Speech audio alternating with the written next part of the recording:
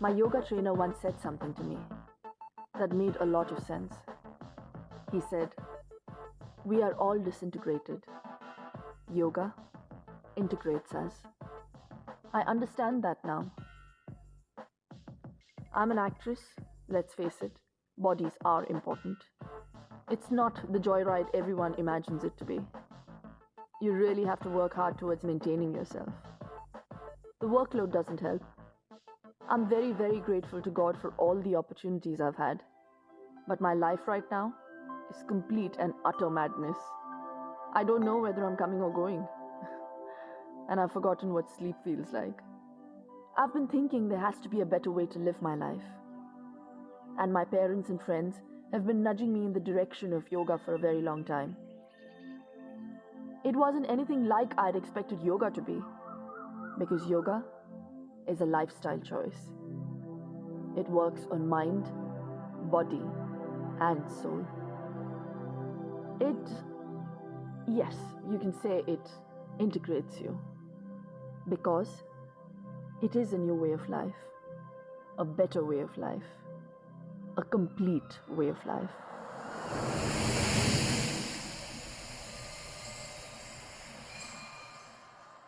This is why we're here, you and I. The results of practicing yoga have been truly astounding for me. I can tell you one thing, and believe me when I say this is something I will do for the rest of my life.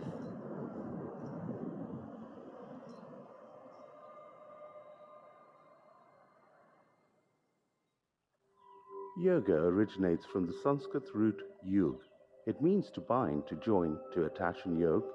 It also means a union or communion with a universal power.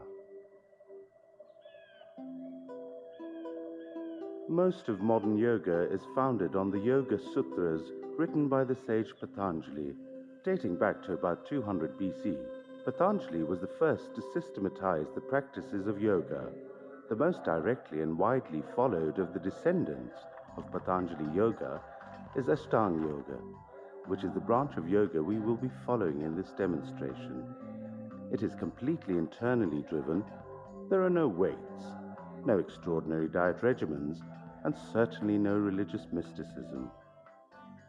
There are other branches of yoga like Karma Yoga, Jnana Yoga, Bhakti Yoga, Mantra Yoga, and the higher levels of Hatha Yoga, some of which embrace and entwine the practices of yoga and religion. These are branches of yoga that involve a lifetime of dedication and study and inevitably follow the mastery of yoga in its most basic form. Ashtanga Yoga takes its name from two Sanskrit words, Ashta meaning 8 and Anga meaning limbs. Ashtanga Yoga therefore means quite literally the 8-limbed approach or path to yoga.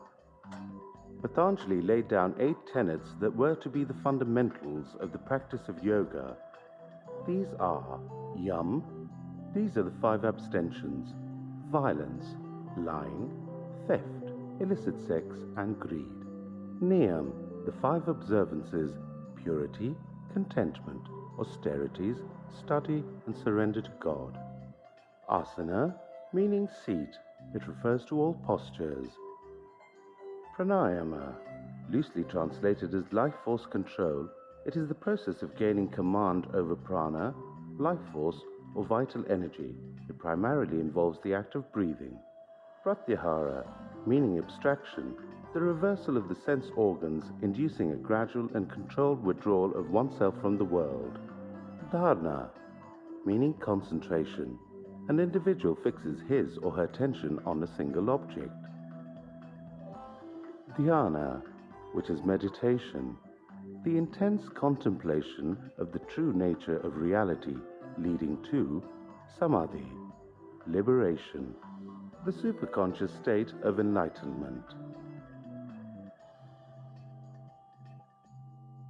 Yoga is vast, far too great to be compressed and demonstrated in an hour.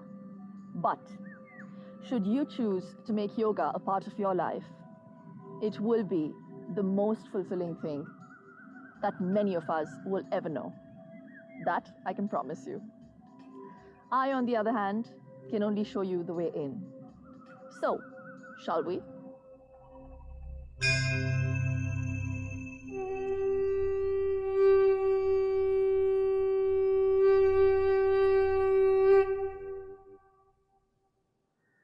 My initial fascination with yoga had to do with two things. One, I can't carry weights with me on an outdoor shoot. Two, I suffer from a terrible cervical spondylosis problem.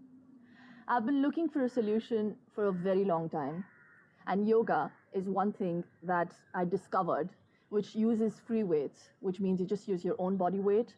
And the science is so old and so exact that it has completely eliminated the risks involved. So it's completely safe. The exercises are so specific and superbly designed that it makes me feel like I'm in good hands. Yoga is the only exercise form that gives you muscle tone and stretches you at the same time. So it gives you incredible flexibility, and it is also the most holistic approach to life that I've ever come across. But first, a few things that you should bear in mind when you're doing yoga is that it should be practiced in the morning on an empty stomach.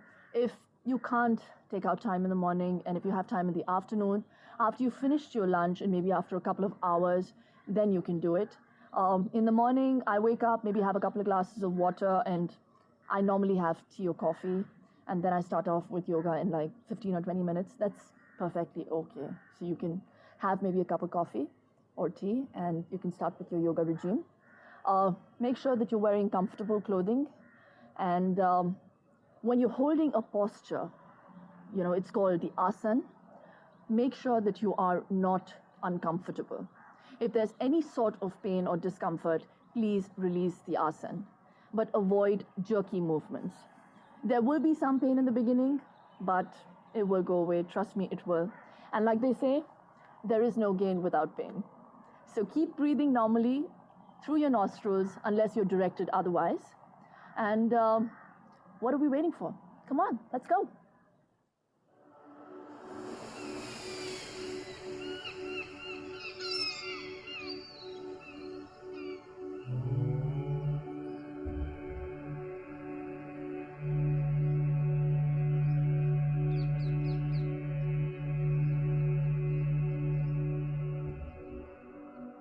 It is important to start your workout in the right frame of mind, breathing correctly.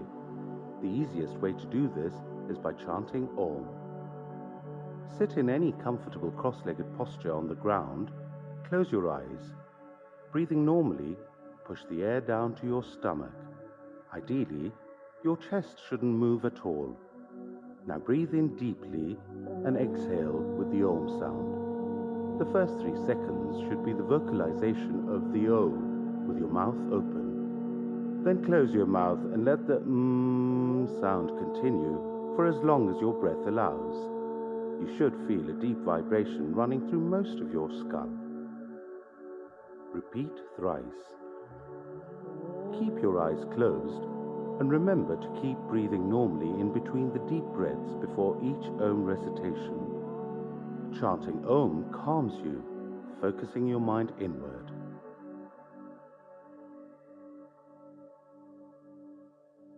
Back asanas. As a beginner, do not attempt to do more than 1 repetition for each particular asana. Later, with practice, you can go to 2 or 3 repetitions per asana, but never more than that. Shavasana, or corpse posture. Lie on your back, feet together and pointing outwards, arms by your sides. Close your eyes. Breathe in deeply. Increase the distance between your legs, feet still pointing outward, heels touching the ground. Place your arms so that they are not in contact with any part of the body, palms facing upwards. As you exhale, attempt to release all tension in the body. Visualize your body and consciously relax every part of it. You can practice this asana at any time. More importantly, it completely rejuvenates the body. The Shavasana is also the default relaxation posture for all exercises performed on the back. Coupled with the Om recitation, it means that the body and the mind are ready for yoga. As beginners, it makes sense to relax for about 10 seconds after every single posture. Ardha Halasana with one leg, the half plow posture. From Shavasana, bring your legs together and your arms to your sides, palms facing downward. Start raising your right leg without bending your leg at the knee. Stretch your foot and your toes outward. Raise the leg to a 90-degree angle from the body and hold it there for as long as it's comfortable. Remember to keep breathing normally. Slowly release and bring your leg back to the floor. Repeat with the other leg.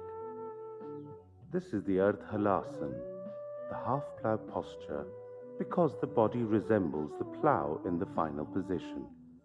It's excellent for the legs, the abdomen, and the lumbar region. It also tones the thighs and the calves and stretches out the hamstrings and the hips and increases blood flow to the kidneys, the pancreas, and the intestines. Relax. Breathe. Give yourself 10 seconds in Shavasana. Uttanpadasana, the raised legs pose. From Shavasana, bring your legs together and your arms to your sides. Place your palms under your hips. Start raising both your legs without bending them at the knee. Stop at 30 degrees from the floor and hold for 5 breaths. Similarly, stop at 60 degrees and finally at 90 degrees from the floor. Hold for 5 breaths each time. Slowly release, stopping at both the 60 and the 30-degree mark. Remember to keep breathing. Uttanpadasana is very effective for the entire abdomen. It stretches out the thoracic cavity and the entire back.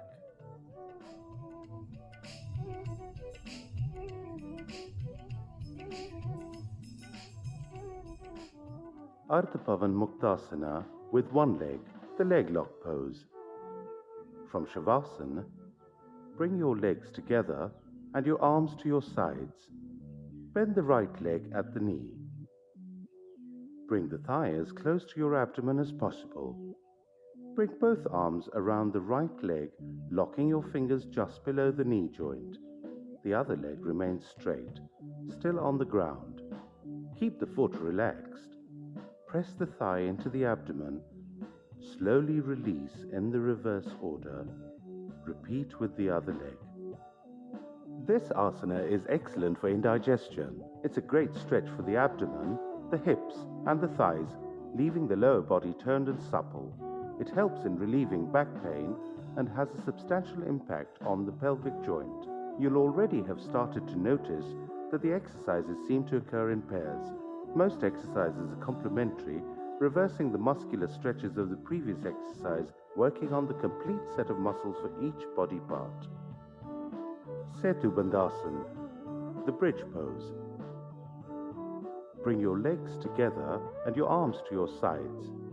Now slide your feet towards you, as close to your buttocks as possible, with the soles remaining on the ground so that your knees are pointing towards the ceiling. Grasp each ankle with a respective hand. Leaving your soles flat on the ground and holding onto your ankles, lift your pelvic region off the ground while breathing in. Tuck your shoulders in. Make sure that you're well balanced. Once in the final position, breathe normally. Hold for as long as comfortable. Exhale and slowly return to the ground. Stretch your legs and relax. This is an excellent workout for the muscles of the back and the hamstrings. Because it directs blood to the brain, it's very effective for combating depression, stress, and insomnia. Kati Vakrasana, the spinal twist on the back. From Shavasana, bring your legs together and your arms to your sides. Place your arms along the line of your shoulders perpendicular to the body. With a distance of about 2 feet between your feet, raise your knees and leave the soles of your feet on the ground. Twist your lower body to the right, attempting to get both the knees to touch the ground while turning your head all the way to the left. Hold. Slowly come back to the center with your knees and your head. Repeat for the other side. This asana gives you a great stretch all the way up the body and your spine in particular. It is a great help with the neck and back muscles and is excellent for the stomach. It's particularly effective in fighting the fat around your waist. Naukasana, the boat pose. From the base position on the ground, breathe in deeply. Raise both legs up, trying to bring them up as high as possible. Now raise both arms, keeping them straight, attempting to reach towards your toes. Attempt to bring your body as close to a 45-degree angle as possible without bending your knees or your elbows. Breathe normally. Hold. Gently exhale as you release. Take particular care that you avoid any jerky movements while executing this asana. Naukasana is one of the asanas that's excellent for fighting the fat around your waist. It's very good for the stomach, as well as strengthening the back and the leg muscles. It also helps in regulating the kidneys. It's very helpful in cases involving diabetes and dyspepsia. It also improves concentration.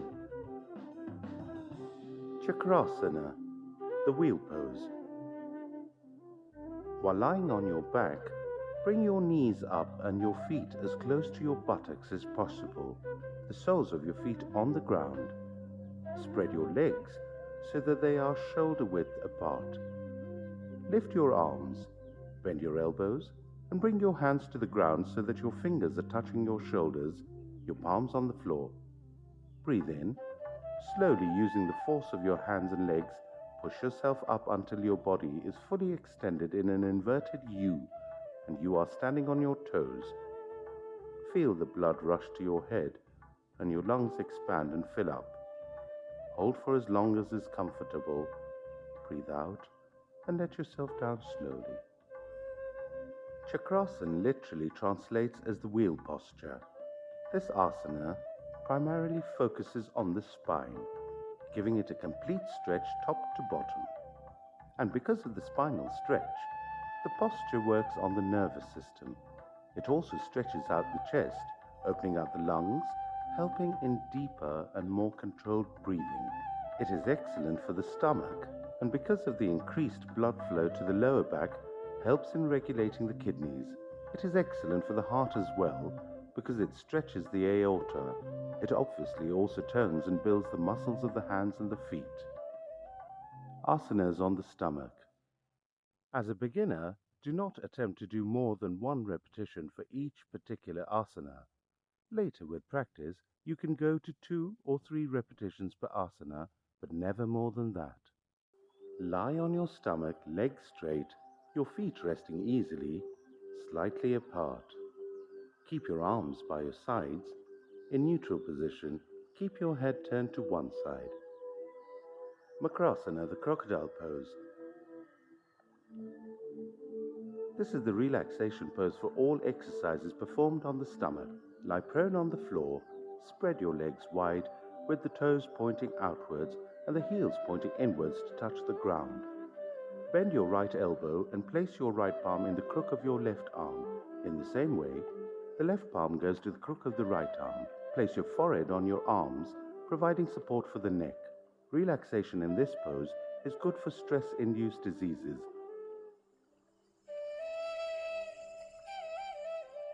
Ardha Shalabhasana, with one leg, the locust pose. In the base position on your stomach, slide your hands under your thighs, palms up. Inhale slowly and then raise the right leg off the floor as high as possible. Try and keep the leg straight without bending the knee or transferring weight onto the other leg, or by lifting the pelvic region off the ground. Hold the posture for as long as you can hold the inhaled breath, and then slowly return the leg to the floor while exhaling.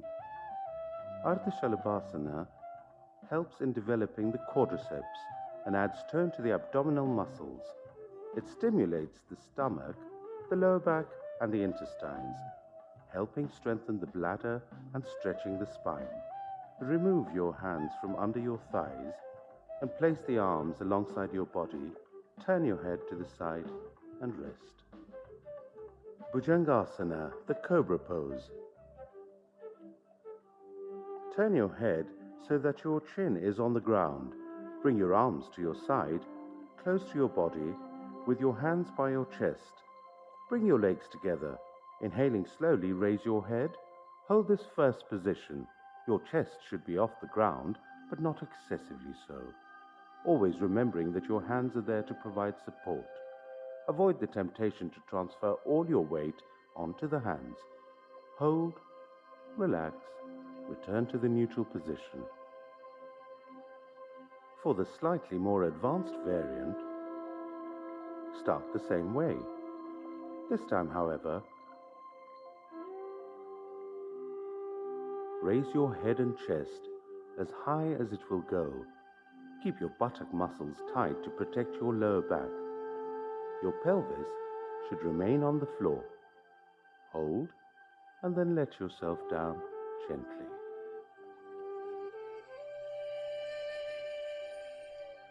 The Cobra pose stretches the spine, strengthens the back and arms, and opens up the lungs and the thoracic cavity. It's great for the neck.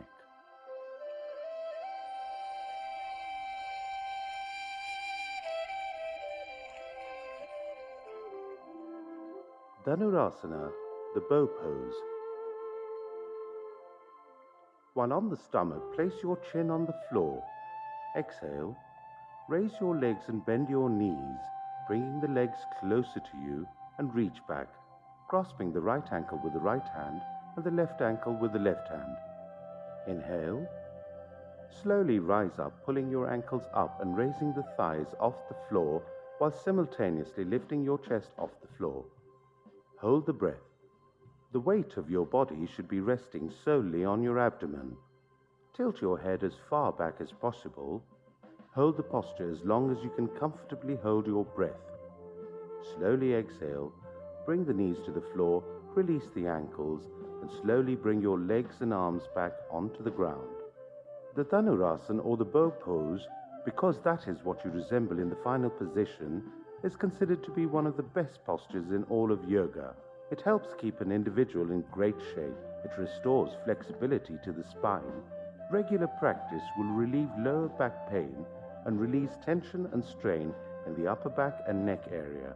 The alternating stretching and releasing of the abdominal muscles increases blood flow to this area. It's great for menstrual problems, and it's great for turning the thighs and the buttocks.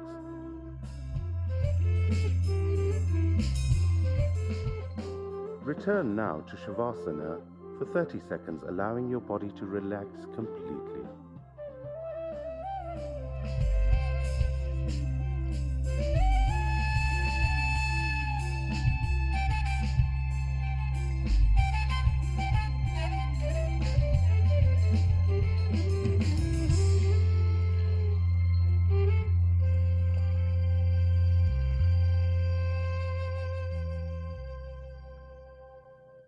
Standing asanas.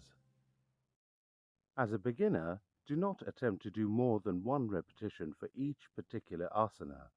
Later, with practice, you can go to 2 or 3 repetitions per asana, but never more than that. Tadasana with finger lock, the palm tree pose. Standing upright with your back straight and a slight distance between your legs. Lock the fingers of both your hands and raise them as one unit above your head. Continue to try and reach upwards with your hands. Breathe in. Rise to your toes. Breathe normally. Hold the posture. Feel the stretch through every section of your body, even through the top of your head. Reverse the process on the exhale and watch your breath as it passes down from your head through your chest and stomach, legs and feet. Relax and then repeat. The focus here is on the straightness of the posture one holds. improving balance, self-awareness, and breathing. Simple Prishtasana, backward bending. This is a variation of the first of the standing postures. Broaden your base by placing your feet about shoulder width apart.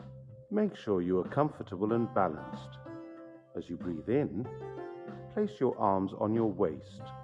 Now bend backwards as far as you can. Use the hands as support. Be very careful not to overbalance. Exhale and return to neutral position. Although deceptively simple, this little exercise helps greatly in flexibility, conditioning the spine and the spinal muscles, and in breathing better.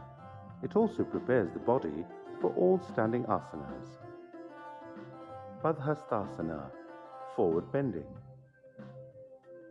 From the base position, with your feet apart again, raise your arms straight up. Bend backwards slightly. As you exhale, allow yourself to bend forwards, starting first from the waist, then your neck, and finally your head. While bending, push your hips back slightly. Touch your toes. It's okay to bend your knees if you're a beginner. Breathe in, rise, and return to the neutral position. Repeat. This asana is excellent for the legs and the knee joints. It helps in loosening abdominal fat and increasing the supply of blood to the brain.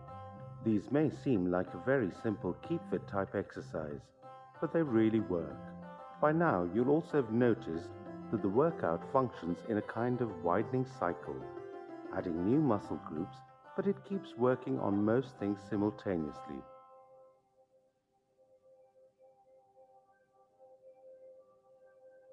Standing Chakrasana, the wheel pose. Stand with your feet apart and your hands by the side of your thighs, with fingers pointing downwards. Then raise one arm to the side, perpendicular to the body.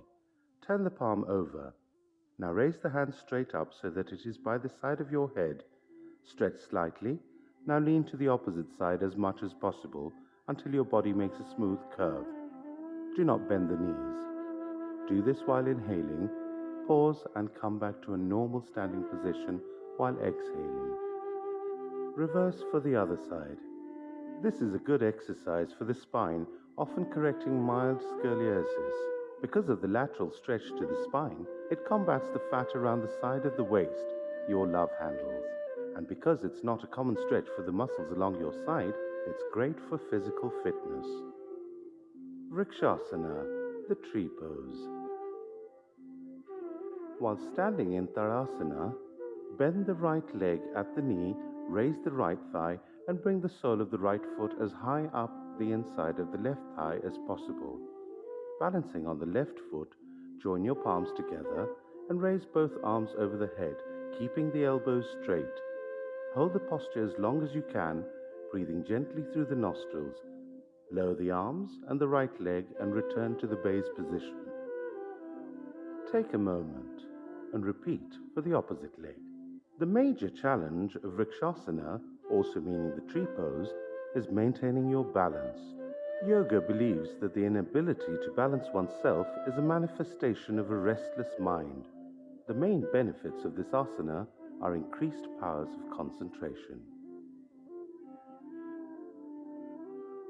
Natarajasana, Lord Shiva's pose. Stand up straight with your feet apart and your arms by your sides. Bring your left knee up off the ground and fold the leg behind you. Grasp your left foot with your left hand while simultaneously extending the right arm straight out in front of you. Find your balance. Lift your left leg as high as possible using your left arm. You will need to lean forward in order to be able to do this. Breathe gently. Keep your gaze fixed slightly above the horizon.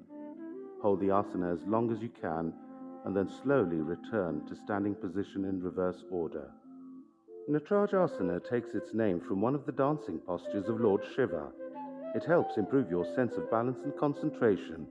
The arch formed by the back and stretched leg aligns the vertebrae of the spine, restoring suppleness and easing strain brought on by poor posture. It turns the muscles of the thighs and the lower body. Utkatasana, the squat and rise posture. Stand up straight, your arms by your sides, your back straight and looking straight in front of you. Spread your legs so that they are shoulder width apart and turn both your knees so that the knees and the feet are facing outwards. Lower yourself to the floor slightly by bending your knees. Keeping your back straight, join your hands in a namaste and extend your arms above your head as far as they will go. Simultaneously, lower yourself by bending your knees further, trying to bring your thighs parallel to the ground and keep your back straight. Hold for as long as is comfortable and release the asana in reverse order. Utkatasana is hugely beneficial for the lower body, especially for women. It helps in regulating periods and in combating urinary tract infections. And regardless of gender, it's great for knee joints, the quadriceps and the calves. It reduces fat deposits on the thighs and around the waist and turns the lower stomach. It's also marvelous for turning the butt. Virabhadrasana, the warrior pose. Spread your legs until there's a distance of about 4 feet. Turn your right foot about 90 degrees to the right, making sure the entire foot is on the floor at all times. Turn your body to the right. Make sure that the left foot remains in the same position and doesn't turn with the right foot. This is a common mistake. Bring both arms in front of you, join them in a namaste. Raise your joint palms above your head. Slowly bend the right knee until the thigh is parallel with the floor. Ideally, the knee should be either behind or directly over your ankle. Then while holding the posture, attempt to lean as far back as you can. Hold. Remember to breathe. Straighten up. Bring your joint palms back down. Release. Repeat with the other leg. This is known as Virabhadrasana, the warrior pose. It strengthens the legs and the arms, as well as improving balance and concentration.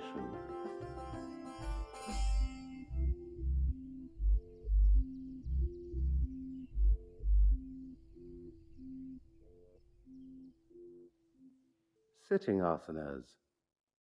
As a beginner, do not attempt to do more than 1 repetition for each particular asana. Later, with practice, you can go to 2 or 3 repetitions per asana, but never more than that. Vajrasana, the thunderbolt pose. Vajrasana is the base position for most sitting postures. This is how you sit in Vajrasana. Begin by sitting back on your heels and placing your knees, legs and feet together. It's important that your heels do not touch. If they do, it means that your entire body weight is being placed on your ankles, which is not good for them. Place your palms on your knees and keep your back straight. Vajrasana is excellent for your legs and your digestive system. It is also one of the meditative postures. For example, one can chant Om in this posture as well. Parvatasana, the mountain pose. Sitting in Vajrasana, join the palms together in front of the chest. Raise the joined palms above your head as straight as possible. Your biceps should ideally be touching your ears. Now, stretch yourself as high as you can without your buttocks ever losing contact with your heels. Hold. As you relax, bring your still joined palms back in front of your chest before allowing your arms to return to your sides or rest on your thighs. Parvatasana means the mountain pose because you resemble the peak of a mountain. Another simple asana, it has multiple benefits. It helps in adding to the spine's flexibility, and because of the sitting position, aids the lower back greatly. It's great for the thoracic cavity, the neck and shoulders, and the cervical vertebrae. Shashankasana, the hare pose. Sit in Vajrasana. Spread your knees till there's about a foot's distance. Inhale. As you exhale, bend the top half of your body forward from the hips. Stretch your arms out so they rest shoulder width apart on the ground in front of you. Relax your elbows so your arms are completely tension-free. Rest your forehead on the floor in front of your knees and bring your buttocks as close as you can to your heels. Hold and repeat. Shashankasana helps calm an overactive mind. It brings fresh blood and oxygen to the head. It also tones the groin and the thighs and is the relaxation pose for all sitting asanas. Ushtrasana, the camel pose. Sit up in Vajrasana, onto your knees, spreading them apart slightly. Reaching back, grasp the left ankle with the left hand and the right ankle with the right hand and stretch, arching the back and thrusting the abdomen forward. Tilt the head as far back as possible. Breathe gently. Exhale and return to the kneeling position. The Ushtrasana, like the Dhanurasana, is a powerful posture for stretching the spine, back muscles, shoulders and arms. It is best practiced later in your asana routine when most of your muscles are limber. Lean forward gently and touch your forehead to the ground. Relax. Marjariyasana, the cat pose. This is really two poses, one flowing into the other. Begin on your hands and knees. Place your hands slightly in front of your shoulders, your legs about hip width apart. As you inhale, tilt the tailbone and pelvis up, and let your spine curve downward, dropping the stomach low and lifting your head up. Stretch gently. As you exhale, reverse the spinal bend, tilting the pelvis down, drawing the spine up, and pull the chest and stomach in. Repeat several times, transiting smoothly from one to the other.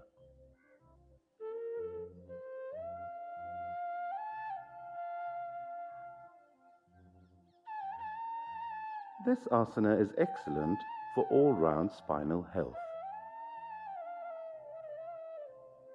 Vyagrasana, the tiger pose.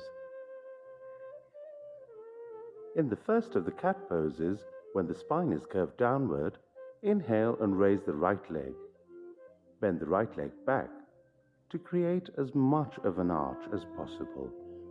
The sole of your right foot should be pointing towards and parallel to your neck, which is tilted up. Hold. Exhale and slowly bring the leg back into position. Vyagrasana means the tiger pose. It's excellent for both the abdominal muscles and the spinal nerves. It is also very good for relieving sciatica. This posture, along with the cat pose, is very beneficial for pregnant women and new mothers. This is because they are the easiest asanas to perform. Please do ensure that you check with your doctor before attempting them. Both asanas help ease, stretch, and tone the vaginal passage after delivery.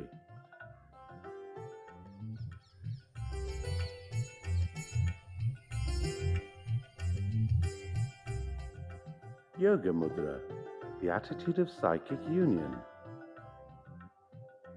Sitting in Padmasana, the lotus pose, or in a simple cross-legged posture, or even in Vajrasana, lock your fingers together behind your back so that they form a single unit. Slowly bend forward, starting from the waist, then the back, and finally the neck until your forehead touches the ground. Hold, and then slowly sit up again. This is an excellent workout for the abdominal muscles and aids in increased overall flexibility.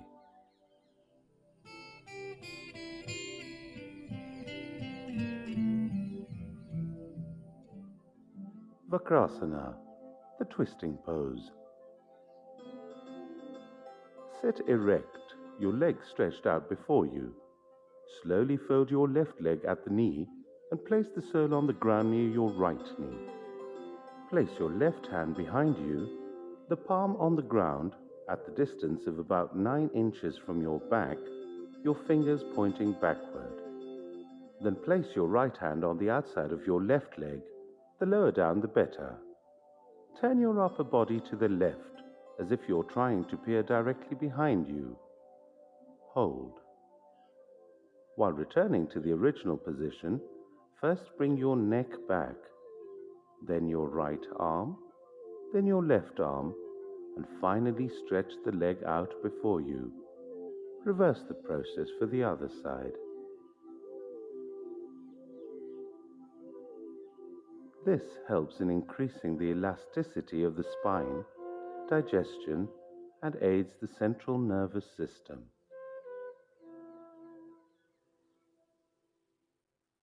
Neck and shoulder exercises.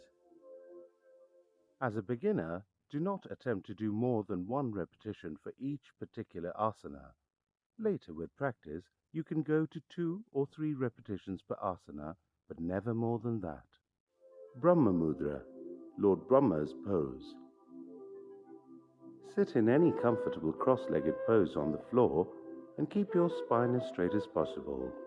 Taking care not to strain your neck and avoid jerking your head in any direction, slowly turn your head as far right as it will go. Bring back to the center. Now turn left and bring your head back to the center. Now look upward. Bring your head back to neutral position. Look down and bring your head back yet again. Repeat.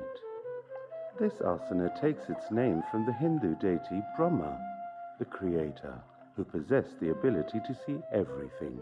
This entire series of exercises is designed to create suppleness and strength in your upper back, specifically your neck, which often suffers from bad posture while sleeping or while awake. A substantial part of our lives now is spent either in front of the computer or watching television, as a consequence of which the neck is under constant strain. Shoulder rotation. Place your palms on your shoulders. Now rotate your shoulders, first clockwise,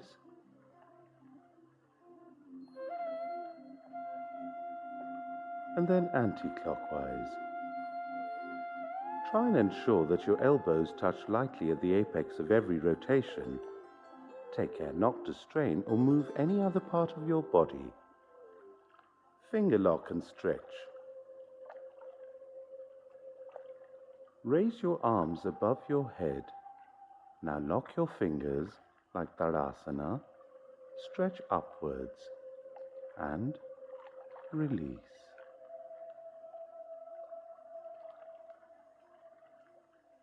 Finger lock behind the neck.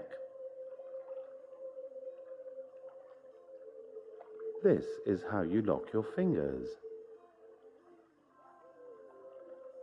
Now place the locked fingers behind your neck and try and push your elbows as far back as they will go. This is very good for the thoracic vertebrae.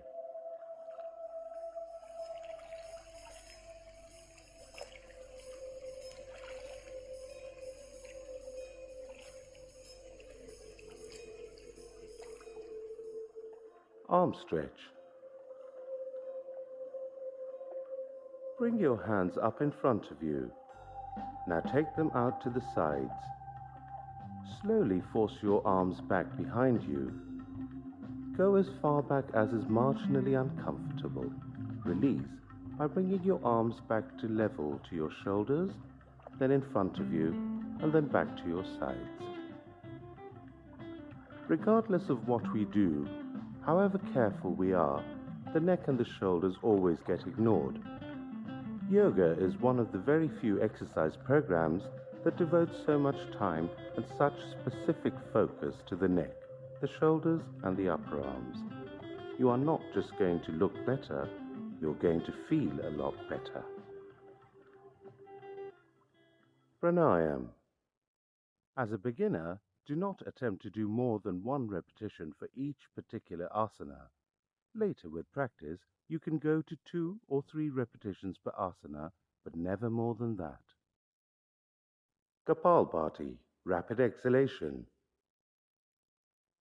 Make sure that you have not eaten for at least a couple of hours before carrying out this breathing exercise. Sit in any comfortable cross-legged pose, breathe in, then, with a short, sharp contraction of the lower abdominal muscles, expel air out of the nostrils. Then totally relax the abdomen, allowing yourself to inhale. Repeat in rapid succession. If you're doing this for the first time, don't attempt it more than 5 times. Eventually, over time, you should aim for at least 10 exhalations per inhalation. Don't try more than 3 sets. Keep the rest of your body as relaxed as possible. This is a pure detoxification exercise. Anulom Vilom, alternate nostril breathing. Fold the index and the middle finger of the right hand inward and extend the thumb and the little finger. Seal the right nostril with the thumb and breathe in through the left nostril. Hold your breath for a beat. Transfer the fingers, blocking the left nostril with the little finger, and breathe out through the right nostril, attempting to take as long exhaling as you did inhaling. Pause for a beat and now breathe in through the same right nostril. Hold for a beat. Transfer the fingers again, breathing out through the left nostril this time. This is 1 cycle. You should aim to do 5 at the very least. Not only does this ensure that you are breathing clearly through both nostrils, but radically enhances the supply of oxygen to the brain. It's excellent for sinus patients and works surprisingly well at calming oneself down. It is also an excellent preparation for meditation.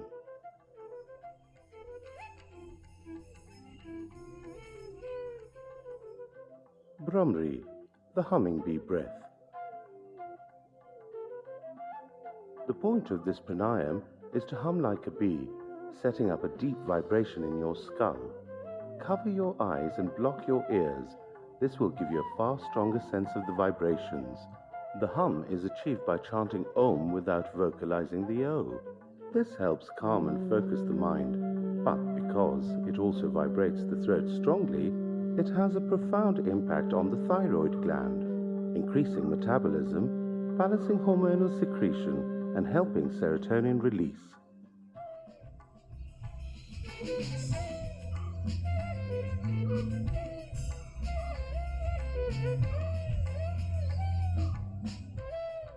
Pranayam exercises help prepare for meditation. They improve concentration, reduce stress, exercise the heart and the lungs, and tone the nervous system. But always remember that their true potential is realized when the body has been through the asanas first. The workout is now almost complete. Because yoga functions in a cyclical form, overlapping and building on each successive exercise, working on the body exhaustively, we return to where we began, Om chanting.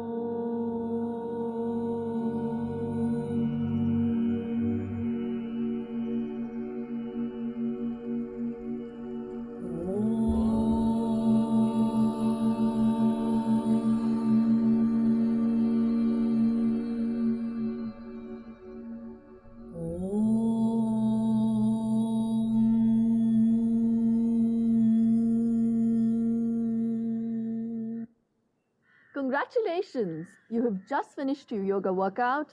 Welcome to the new you.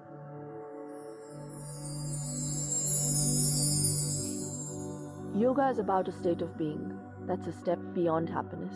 It's about finding yourself, your absolute true self, grabbing yourself in a huge bear hug and never letting go, and discovering the tools that never let either happiness or sadness sidetrack you from where you are and where you are going.